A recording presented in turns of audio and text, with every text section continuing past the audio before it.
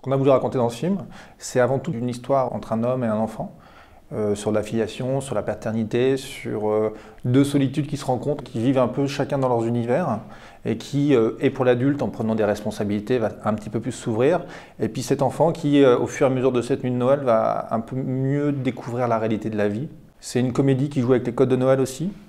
Et on avait envie de l'intégrer dans quelque chose de très moderne. C'est-à-dire que pour moi, ça doit se passer à Noël en 2014 à Paris. Cher Père Noël, je m'appelle Antoine. Cette année, j'aimerais une tenue de pirate, un garage et des Skylanders. Si tu vas pas te coucher, le Père Noël pourra pas passer. Mais le cadeau qui me fera le plus plaisir, c'est de faire un tour dans ton traîneau avec toi. Pour le Père Noël, on a choisi tard, enfin j'ai choisi tard. C'est venu vraiment en cours d'écriture. Forcément, quand on écrit, on se pose des questions sur le personnage. Le Père Noël, c'est le personnage principal. Moi, j'avais très envie d'avoir un comédien qui ait plutôt une trentaine d'années. Je voulais quelqu'un qui est, voilà, c'est un Père Noël, c'est quelqu'un qui va un petit peu manipuler cet enfant, mais il va le manipuler avec délicatesse, avec charme, avec énergie. Donc il fallait que je trouve quelqu'un qui est déjà ça en lui.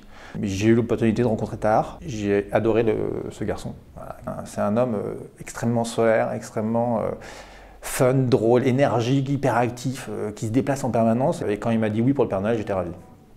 La chose que je lui ai demandé, c'est d'être plus lui, en fait, dans le Père Noël que d'habitude. C'est vraiment de ramener sa personnalité dans le Père Noël.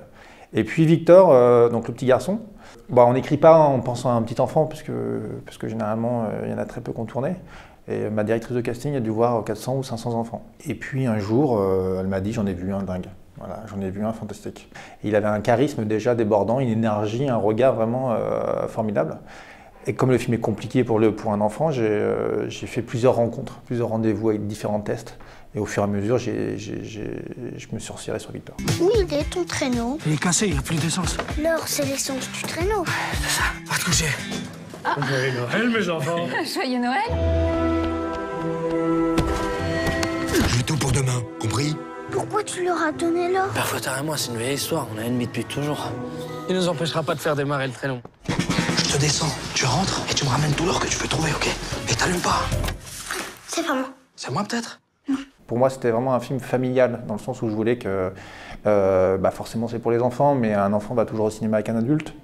Et je pense qu'il n'y a rien de pire pour un adulte que d'avoir un film où il s'ennuie. C'est toujours bien. C'est un peu la culture DreamWorks et Pixar, ils ont apporté ça, c'est de pouvoir donner un peu de nourriture aux adultes aussi, que le film marche sur deux niveaux.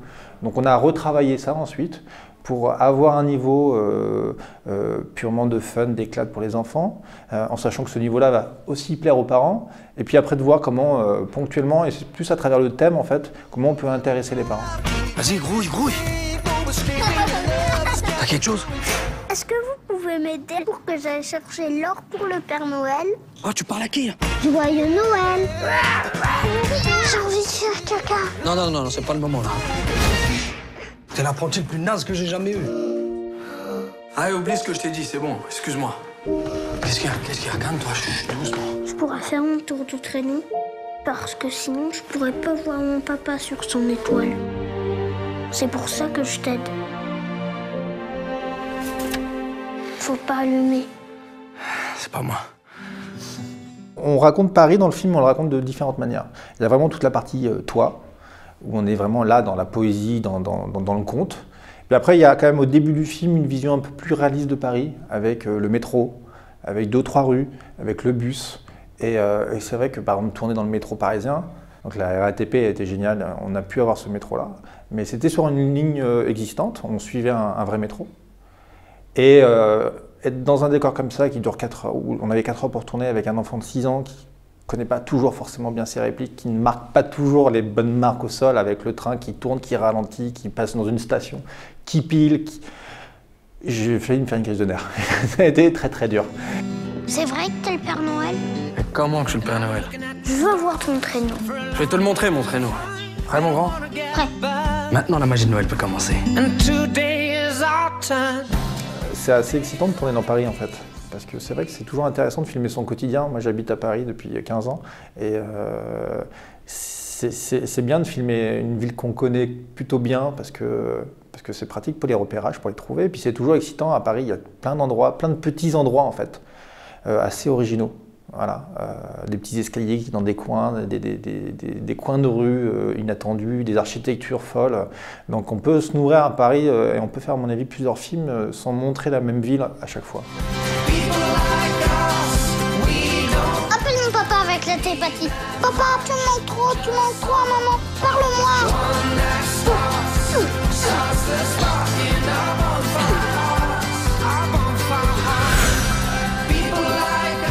Quoi, t'as trouvé quelque chose? Des pailles d'or, des barquettes à la fraise. On n'est pas là pour manger, reste focus.